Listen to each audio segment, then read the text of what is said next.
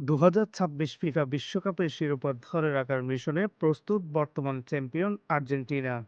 যে গ্রুপে থাকা লিওনেল মেসির দল গ্রুপ পর্বে খেলবে আলজেরিয়া, অস্ট্রিয়া ও জর্ডানের বিপক্ষে। আর্জেন্টিনার বিশ্বকাপ অভিযান শুরু হবে 17 জুন আলজেরিয়ার বিপক্ষে ম্যাচ দিয়ে। এরপর 22 জুন অস্ট্রিয়া এবং 28 জুন জর্ডানের মুখোমুখি হবে তারা। বিশ্বকাপের আগে যুক্তরাষ্ট্রে প্রস্তুতি ক্যাম্প করবে আর্জেন্টিনা। প্রস্তুতির অংশ হিসেবে হন্ডুরাস ও আইসল্যান্ডের বিপক্ষে দুটি প্রীতি ম্যাচ খেলবে মেসিরা। এদিকে কোচ লিওনেল স্কেলোনি 26 সদস্যের চূড়ান্ত দল ঘোষণা করেছে।